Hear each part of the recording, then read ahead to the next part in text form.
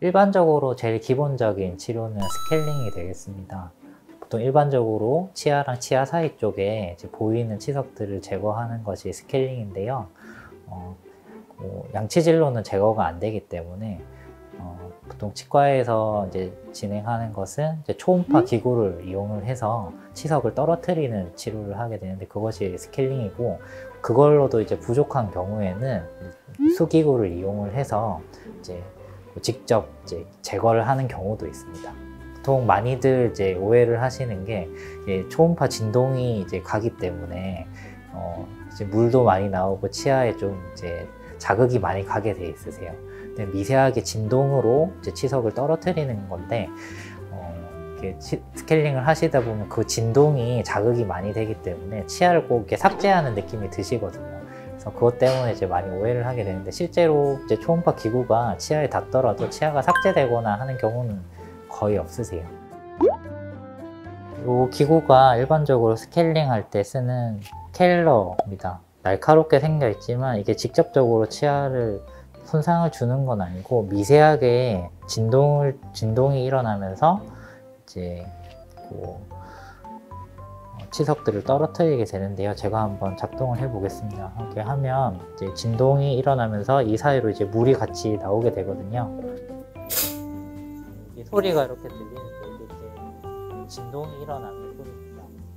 그리고 이제 물이 같이 나오게 되는데, 치석이 아무래도 이게 생기면 같이 제거가 돼야 되기 때문에 이제 물이 생기는 건 석션으로 이제 빨아들이고, 이제 중간중간에 생기는 이제 피가 난다든지 이제 염증 조직이라든지 이런 것들을 함께 이렇게 이제 빨아들이게 되고, 치석들도 이렇게 진동을 주면서 이게 제거를 하게 되는 거고요. 이 기구 같은 경우에는 큐렛이라고 합니다. 그래서 이제 날이 양쪽으로 이렇게 있는데, 방향에 따라서 이제 치아면을 이렇게 이제 긁어내는 식으로 이렇게 이제 치석을 제거를 하고, 또 이 기구로 함께 잇몸의 염증이라든지 이제 치면에 이제 약간 이제 좀 불규칙한 면들을 매끈하게 이렇게 다듬는 역할도 큐렛으로 같이 함께 진행을 하게 됩니다.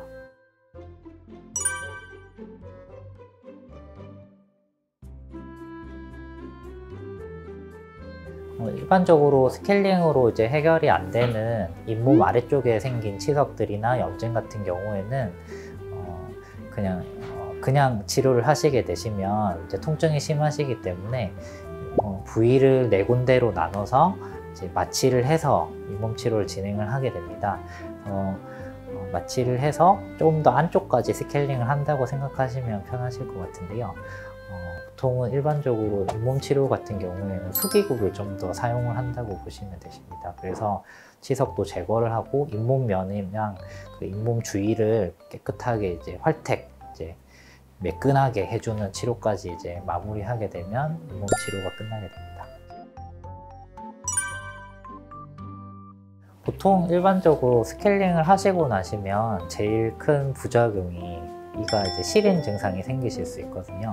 잇몸에 이제 치석들이 그 공간을 이렇게 채우고 있다가 그 치석에 생긴 공간이 이제 스케일링으로 제거가 되게 되면 그 공간이 이제 비게 되기 때문에 일시적으로 뿌리가 드러난다든지 사이 공간으로 이제 음식물이 왔다 갔다 할 수 있어서 이제 시린 증상이 많이 생기실 수 있습니다. 그래서 그것 때문에 이제 많이 좀 불편해 하시는데, 장기적으로 봤을 때는 그대로 두시게 되면 더 잇몸에 염증이 생기고 결국에는 이제 치족으로 계속 이제 흡수가 되는 상황이거든요. 그래서 좀 시리고 이제 불편한 게 생기실 수 있겠지만, 그래도 정기적으로 이렇게 스케일링을 해주시는 게 장기적으로 봤을 때는 잇몸을 더 이제 나빠지지 않게 지키는 그런 게 되겠습니다.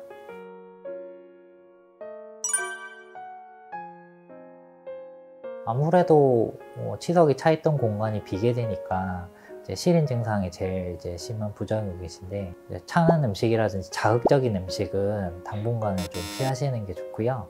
당일에는 피가 좀 나실 수 있기 때문에 뜨거운 음식을 이제 드시면 피가 멎었다가 다시 나실 수 있거든요. 특별히 이제 그 혈액순환 제제라든지 약을 드시는 분들 같은 경우에는 뜨거운 음식은 조금 조심하시는 게 좋습니다.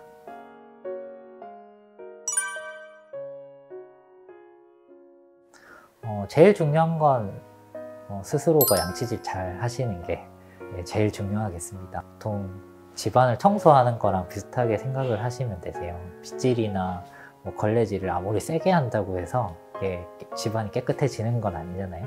그래서 치아랑 치아 사이 공간에 이제 음식물들이 보통 많이 남게 되는데 그 공간들을 이제 꼼꼼하게 잘 닦아주시는 것이 제일 이제 중요한 관리 방법이 되겠고, 아무리 양치질을 잘 하시더라도 어쩔 수 없이 음식물들이 남아있게 되기 때문에 정기적으로 이제 스케일링은 해주는 것이 좋습니다. 1년에 한 번씩 의료보험이 적용이 되기 때문에 1년에 한 번씩 스케일링을 하시면 일반 분들 같은 경우에는 특별히 문제가 안 생길 것 같으시고, 만성질환이 있으시거나 평소에 좀 잇몸이 약하신 분들 같은 경우에는 6개월에 한 번씩 하시면 더 도움이 될 것 같습니다.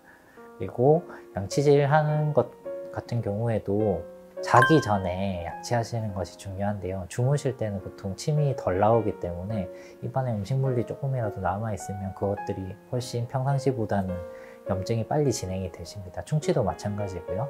그래서 주무시기 전에 양치하시는 것이 가장 중요하다고 할 수 있겠습니다. 요즘에는 이제 다 마스크를 사용을 하시고 구취 때문에 힘들어 하시는 분들이 더 많은 것 같습니다. 입안에서 나는 냄새 같은 경우는 90% 이상은